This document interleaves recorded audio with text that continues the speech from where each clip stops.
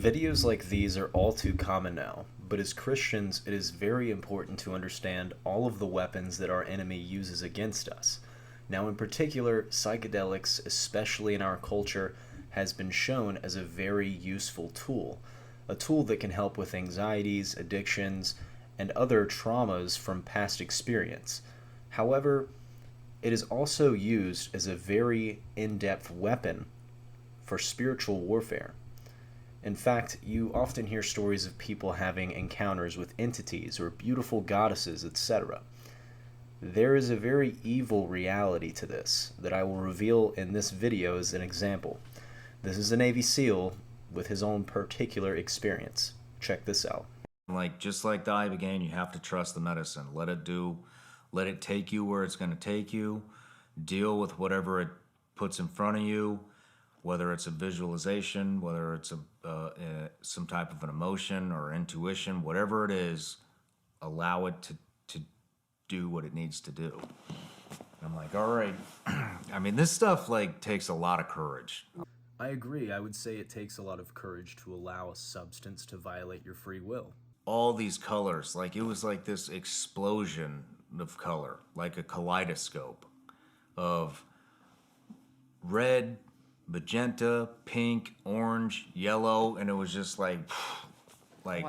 That's all I could see were all these colors, and it was like a kaleidoscope. It just my eyelids were just an explosion of color. Now, of course, you can still say that this is all the creations of the mind, but this is a shared experience across millions of people that have taken this particular substance. They all describe going through a portal of some sort, a kaleidoscope sort of portal where there's colors and shapes all around.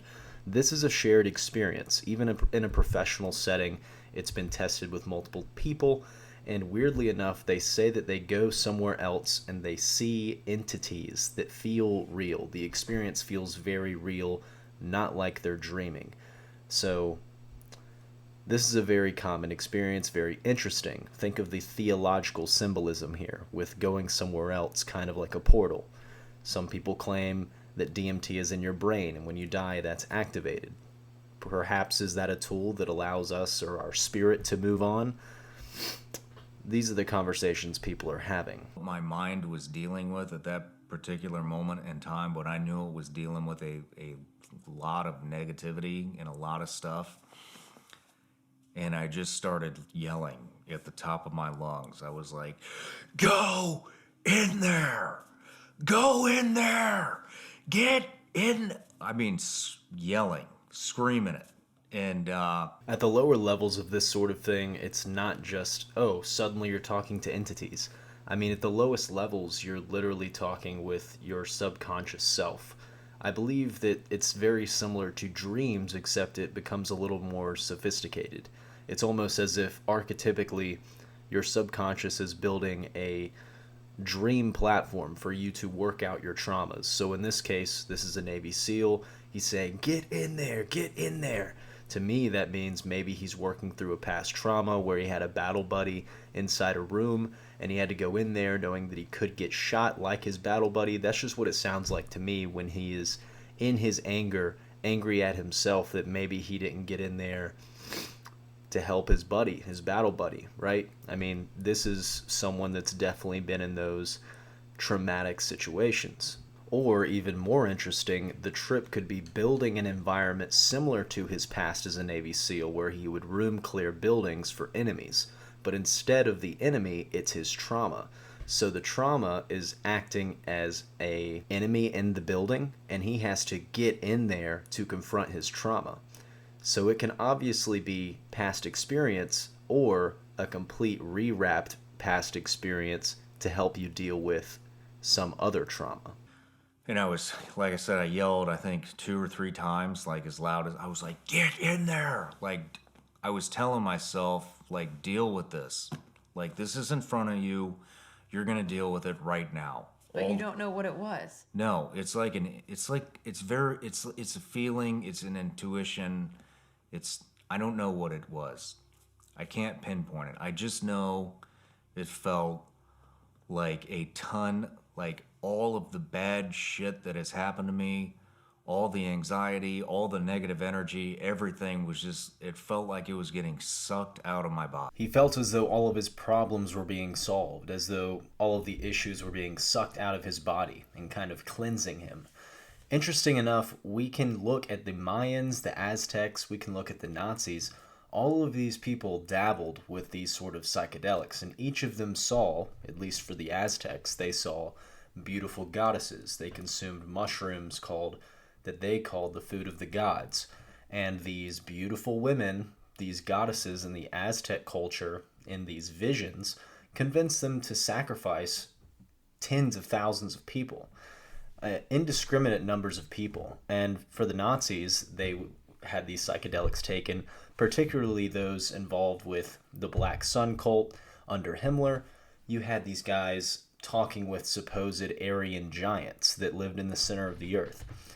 The thing that seems to cross-culturally reflect similarity is that these entities that communicate wisdom, knowledge, or perhaps profound healings to the trauma that you once had, all of them seem to be showing themselves in a beautified manner that would attract you from your culture so that they can bring you in and then later control you.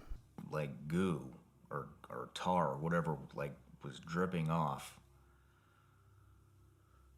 And then, like, and it was a full, like, I was 100% like letting this do what it needed to do.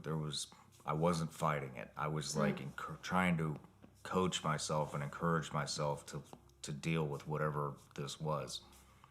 And it was like when you felt that last drop come off your heart, off of my heart, it felt like it had sucked. It felt like first it had sucked all the bad stuff out of me, like negative energy, traumatic events, all that felt like it was like sucked out of my body. It like an extremely fast pace. Then the tar came off, and that felt like it was my ego. It's so hard to describe. It's ineffable. A key thing to remember is that Jesus Christ, God, he will never violate your free will. You have to at least ask him to come to you. Ask for the help. Ask for the wisdom and the love that will lead you through life. Anything that violates your free will spiritually or anything else really is not good for you. In fact, if it's a spiritual force that's manipulating you or violating your free will and just doing things to you because your mind happens to be open and vulnerable to the experience, just think of that from that point of view. It's usually not very good. The experience may be very good. It may be extremely profound. But guess what? It's the profound experience that changes the way you think, that allows the manipulator to change you. And you may not even realize it as a negative because it was so profound and meaningful to you at the time. These are things to keep in mind. I mean, you can think of a modern experience like when people go to music festivals. They're taking psychedelics, they're taking Molly, they're feeling very good, they're having beautiful experiences, but none of them are truly spiritual. None of them are truly evoking that great experience from the soul because they're under the influence. And while they're at it, they're very open to manipulation. Also, guys, the New Age will always tell you, oh, you just have to dissolve your ego, bro. You have to let things go. Your ego is literally your personality built up over time. That's your defense mechanism against manipulation. So when you allow your ego to dissolve, it's just like what I said prior. You allow yourself to be manipulated by profound experience that could change you and against your will because you feel it is so great and profound that you don't even notice that you don't even want it. I swear I felt and heard the Earth's vibration. The Earth has a vibration. I don't care what anybody says. I felt that. I heard it. And it was like the most beautiful thing I had ever heard in my life. It was the most beautiful feeling I had ever felt in my life. And I swear it was God. Now, in part, I blame this on him failing to articulate his experience very well. Many times people equate a very complex spiritual experience, especially when talking about the earth, and then just calling it God, right? Because God can mean many things to many people. It seems to be a word that others use as another word for ineffable. Like, oh, that's so great and profound, I can't really describe it. I can't articulate that experience, that entity. It must be God. This is deception. The reality is that perhaps he was experiencing the earth's vibration. He was seeing the spiritual systems that were in place. Spiritual systems that were so complex that he could not comprehend them on a mathematical level, on a philosophical level, or a spiritual level. So it was so complex that he was like, this is God. This is amazing. This is changing my outlook on life. So this is very quickly how you see how others can be deceived into earth worship.